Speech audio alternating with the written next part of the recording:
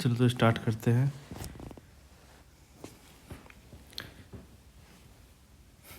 अभी तक तुमने पढ़ा होगा नंबर्स, जैसे 7, 8, 11, -15। अभी तुमने नंबर्स पढ़े होंगे, इंटीजर्स। ठीक है, आपने पढ़े होंगे और 1/2, 0.5, 0.3, इस तरह के नंबर्स आपने पढ़े होंगे। तो इन नंबर्स को हम बोलते हैं कांस्टेंट। कांस्टेंट का डिक्शनरी मीनिंग होता है जो चेंज नहीं किया जा सकता, which can not be changed, which is fixed, which does not change, does not change.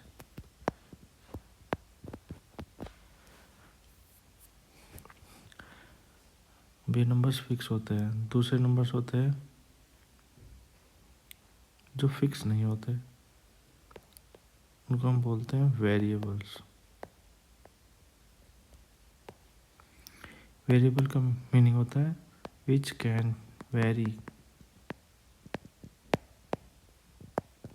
Very very मतलब चेंज, जो चेंज हो सकता है। अब वेरिएबल कैसे होते हैं?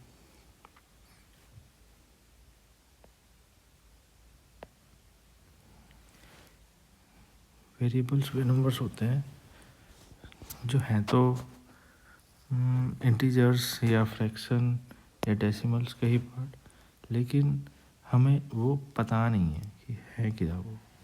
तो हम इनको लिखते हैं अल्फ़ाबेट्स के स्मॉल लेटर्स से, स्मॉल लेटर्स ऑफ अल्फ़ाबेट, जैसे कि ए, बी, सी, एक्स, वाई, जेड, इनसे हम डिनोट करते हैं। अगर कोई नंबर है एक्स, ठीक है, तो इसका मतलब ये है हमें वो नंबर पता नहीं है, ठीक है, इसलिए हम ये मान रहे हैं कि वो कुछ भी हो सकता है और हमने उसका नाम एक्स दे रखा है। हालांकि इन वेरिएबल और कांस्टेंट को एक एग्जांपल देके तो मैं समझाता हूँ। मान लो मेरे पास 10 टॉफ़ीज़ हैं, ठीक है, 10 टॉफ़ी है, ये कांस्टेंट है, ठीक है, 10 कांस्टेंट है। इनमें से मैंने कुछ टॉफ़ी अपने फ्रेंड को दे दी, कुछ दे दी और बाकी मेरे पास बची।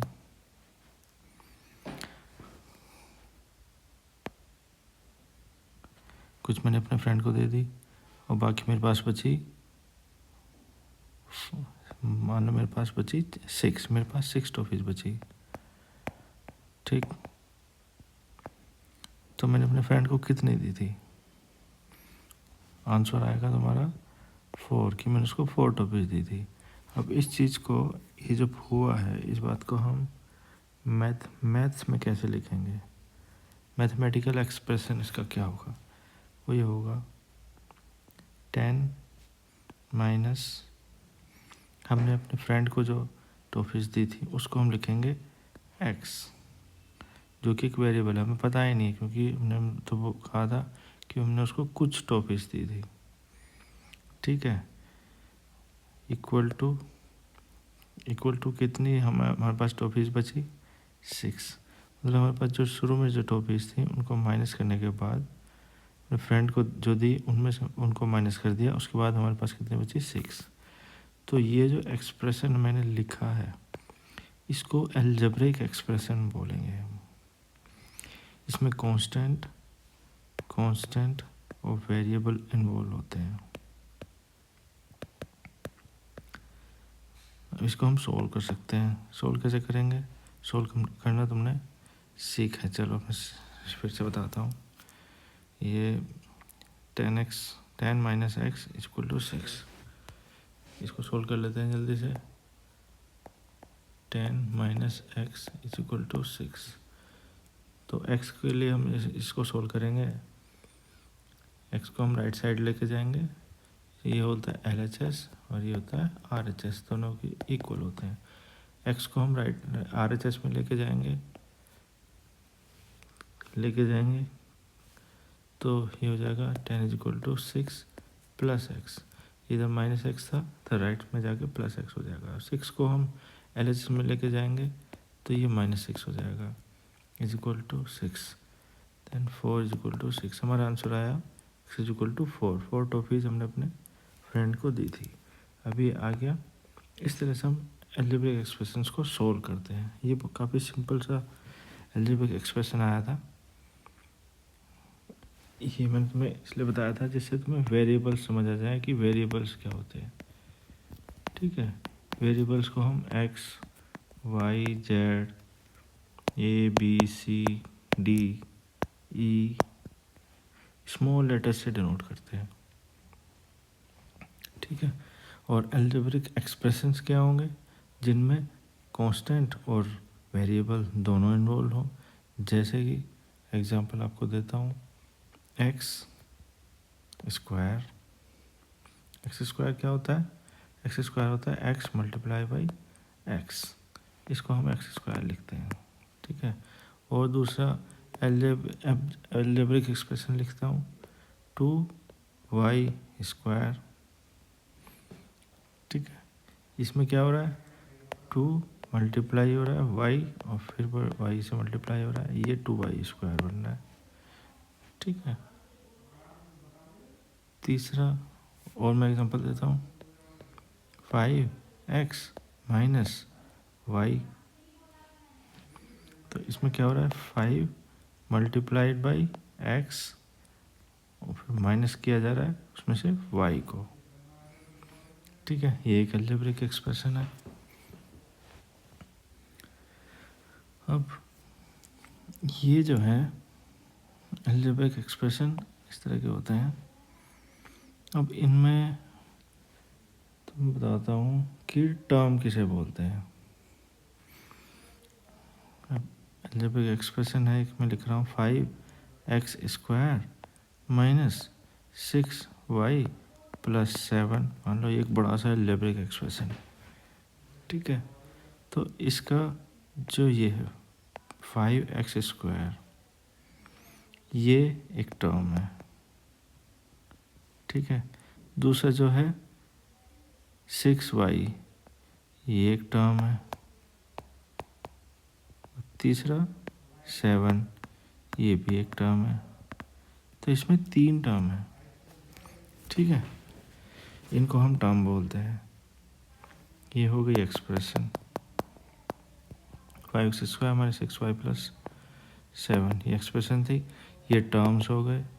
टर्म्स में क्या होते हैं, टर्म्स के फैक्टर्स होते हैं। जैसे 5x स्क्वायर है, फैक्टर्स, इसको अगर हम मल्टीप्लाई में लिखेंगे तो 5 इंटू एक्स, ये इसके फैक्टर्स हैं, यानी कि 5x और x, ये फैक्टर्स हैं इसके, इस टर्म के। ठीक है, इनको मल्टीप्लाई करने पे ये टर्म आ जाता है। इस टर्म के फैक्टर्स क्या हैं, -6 मल्टीप्लाई y, ये इसके फैक्टर्स हैं। ठीक है, और तीसरा जो टर्म था 7, ये तो कांस्टेंट है, तो इसमें तो फैक्टर्स हैं ही नहीं इसके, तो एक ही 7 ही बस आता है। और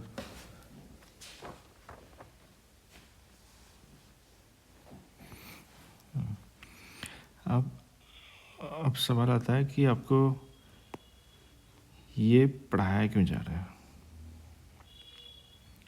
y algebraic expression.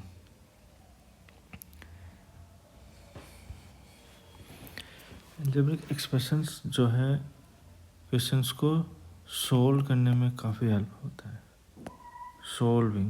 Solving methods में बहुत यूज होता है मैथ अलजेब्रा का।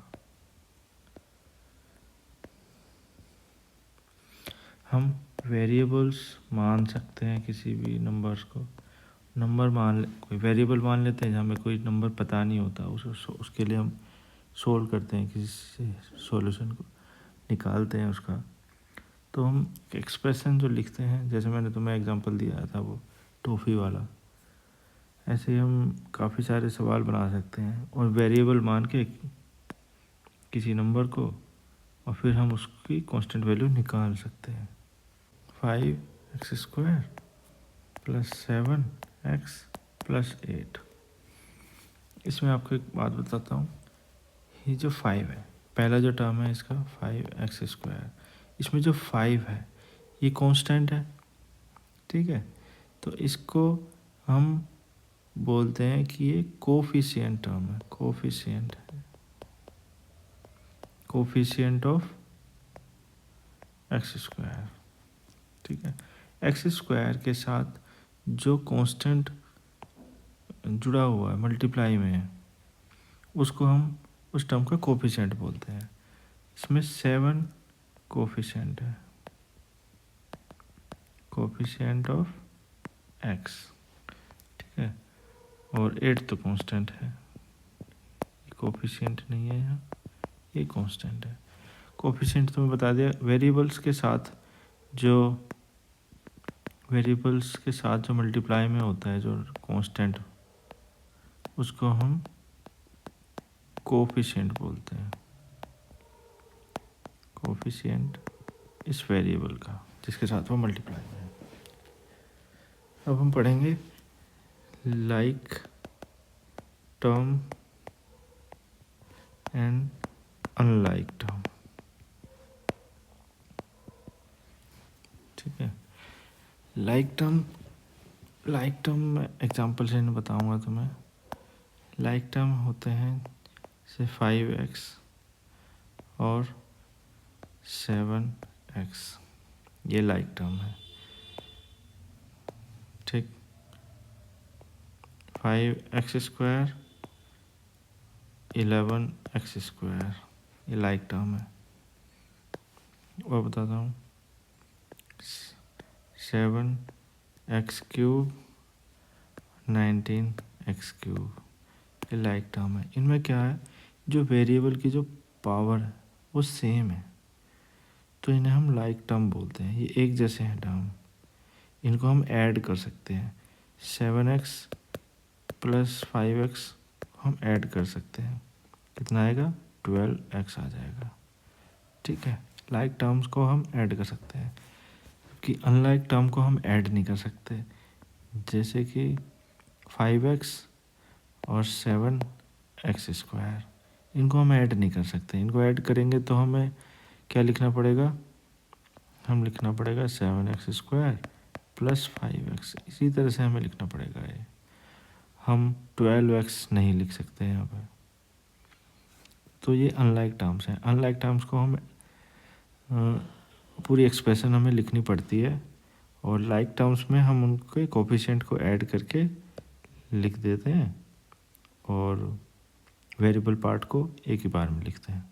अनलाइक टर्म्स में हमें दोनों टर्म्स को अलग अलग लिखना पड़ता है। और अनलाइक टर्म्स कैसे हो, और एग्जांपल देता हूँ, 6y² और 11y³, ये भी अनलाइक टर्म्स हैं। तो इनके हम कोफिशिएंट्स को जोड़ नहीं सकते। 6 और 11 को हम नहीं जोड़ सकते कि 17y² लिखेंगे या 17y³ लिखेंगे, हमें नहीं पता, हम लिख ही नहीं सकते इस तरह से। इनको ऐड करने पे 11y³ प्लस 6y², ये आएगा। इन दोनों को ऐड करने पे ये आएगा। और लाइक टर्म्स को हम ऐड कर सकते हैं।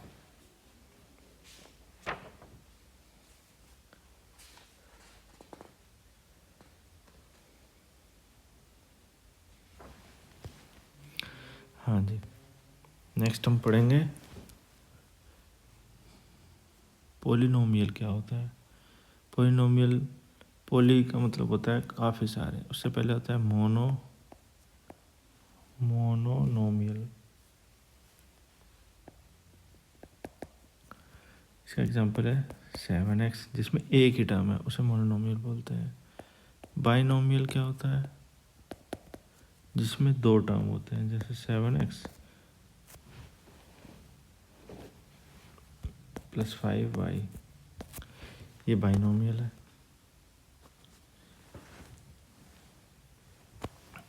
ट्राइनोमियल क्या होता है?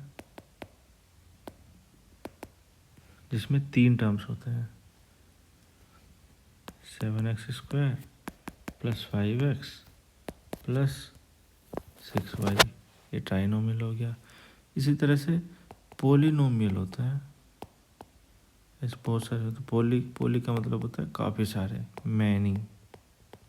तो पोलिनोमियल में काफ़ी सारे टर्म्स होते हैं। ट्राई मतलब 3 टर्म्स, बाई मतलब 2 टर्म्स, ट्राई माने 3, मोनो मीन्स 1। तो कितने टर्म्स हैं उतने ही पोलिनोमियल में काफ़ी सारे टर्म्स होते हैं। ठीक है, 1 2 3 4 5 काफ़ी सारे टर्म्स होते हैं, हम उनको पोलिनोमियल बोलते हैं। उन सबको प्लस प्लस करके लिखना पड़ता है हमें टर्म्स को, जैसे कि 5x² plus 7x plus 8x³ plus 9y plus 7y²। इस तरह से हम काफ़ी लंबा लिख सकते हैं। पोलिनोमियल को पोलिनोमियल बोलते हैं जिसमें काफ़ी सारे टर्म्स होते हैं। नेक्स्ट हम सीखेंगे पोलिनोमियल में वैल्यू पुट करना।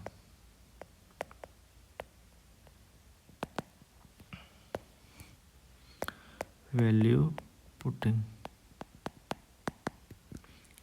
एग्जांपल देता हूँ। एक मेरे पास एक्सप्रेशन है 5x² plus 4x plus 7।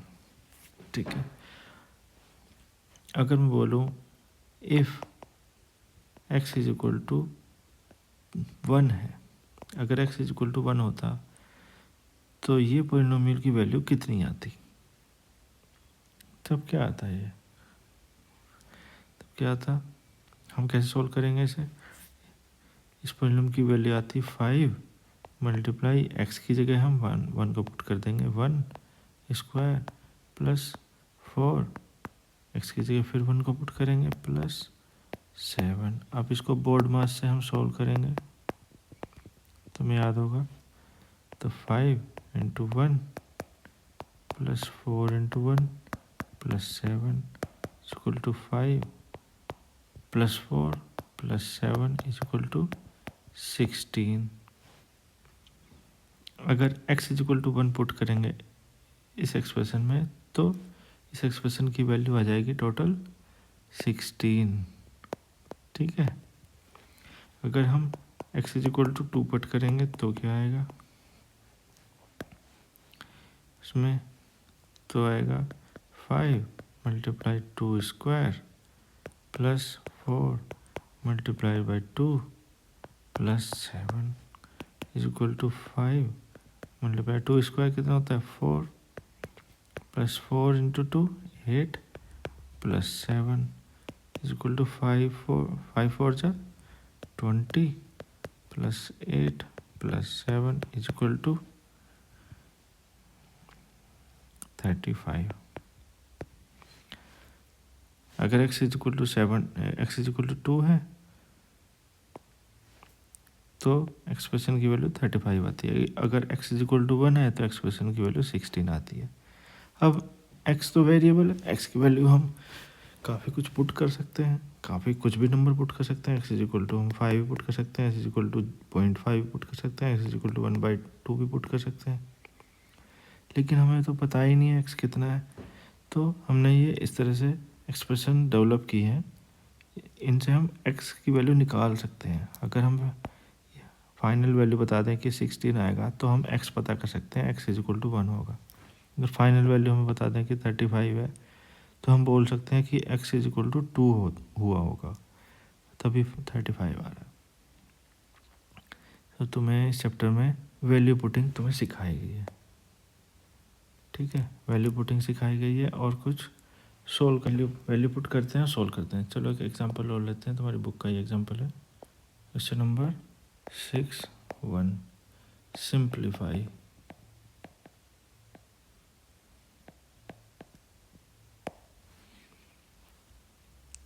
x plus 7 plus 4 bracket x minus 5। इसको बोर्ड मास से करेंगे। बोर्ड मास से हमें सोल्व करना होता है पी बिफोर ब्रैकेट होता है। सबसे पहले हम ब्रैकेट सोल्व करेंगे, फिर of D for division, M for multiplication और A for addition and minus subtraction. सबसे पहले हम इसको ब्रैकेट को सोल्व करेंगे। इसमें दिया है इफ़, इसने दिया हुआ x is equal to 2 put करना है हमें, put x is equal to 2। तो हमारा जो पॉलिनोमियल है, ये जो पॉलिनोमियल है, इस पॉलिनोमियल को हम इस पॉलिनोमियल को भी नाम देते हैं। ये इस पॉलिनोमियल में कितने वेरिएबल है, x वेरिएबल है, एक ही वेरिएबल है। तो इस पॉलिनोमियल का नाम हम देंगे p ब्रैकेट में x, p ऑफ x। इसको इस तरह से रीड करेंगे, p ऑफ x। पॉलिनोमियल है ये x का, ठीक है, पॉलिनोमियल है x का, x plus 7 plus 4 into x minus 5। इसमें हम पुट करना है x इज इक्वल टू 2। तो p ऑफ 2 कितना हो जाएगा, equal to 2 plus 7 plus 4 bracket, जहाँ जहाँ पे x है वहाँ पे हम 2 पुट कर देंगे, 2 माइनस 5। अब इसको सोल्व कर लेंगे, 2 प्लस 7 प्लस, सबसे पहले सोल्व करेंगे हम ब्रैकेट, ठीक है, बोर्ड मास के हिसाब से। तो ब्रैकेट के अंदर का सोल्व करेंगे तो 2 माइनस 5 हो जाएगा minus 3 is equal to 2 plus 7 और ये 4 और माइनस 3 को मल्टीप्लाई करेंगे, ये प्लस का 4 है और ये माइनस का 3 है, तो हो जाएगा माइनस का 12। इंटीजर्स चैप्टर ध्यान रखना, इंटीजर्स पे मैं वीडियो बनाऊंगा बाद में। Is equal to 2 plus 7 9 minus 12 is equal to minus का 3। ये आंसर आएगा p ऑफ 2। पॉलिनोमियल की value x is equal to 2 के लिए माइनस 3 आएगी। इस तरह से तुम्हें सोल्व करना इस बुक में, इस चैप्टर में सीखना होगा।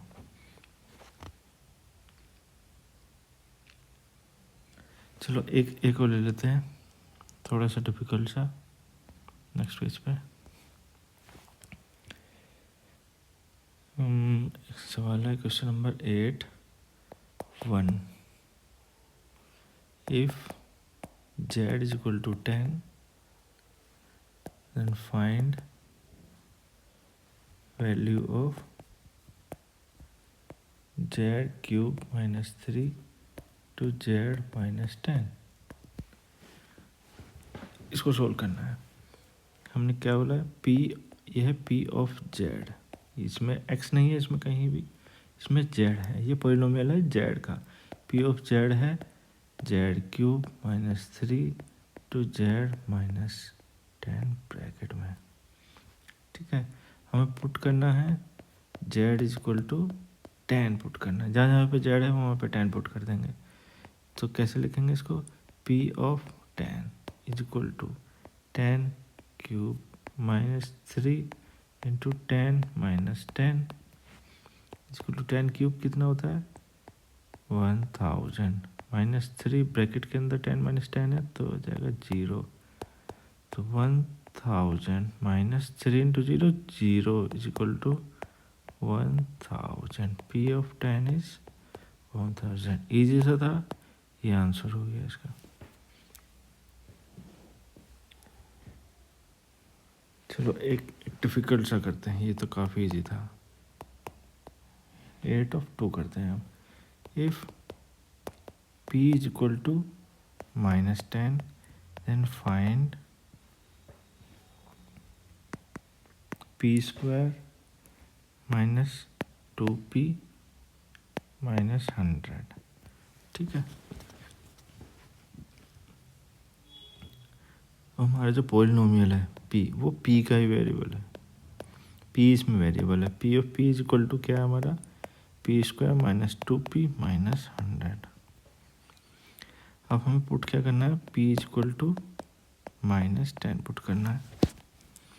तो p of minus 10 is equal to, p की जगह हम माइनस 10 पुट करेंगे, ब्रैकेट लगाएंगे, स्क्वायर। -2 मल्टीप्लाई में है, p की जगह -10 पुट करेंगे, -100। अब ये p इक्वल टू -10 था तो हमने ब्रैकेट लगा लगा के इसको ऐसे ही पुट कर दिया। अब -10 इंटू -10 कितना होगा, ये हो जाएगा प्लस के 100 माइनस, अब -2 इंटू -10 कितना होगा, प्लस के 20, ये होगा -100 इज इक्वल टू -100 और -100 0, बचा हमारा 20। ये हमारा आंसर है। इजी सा था।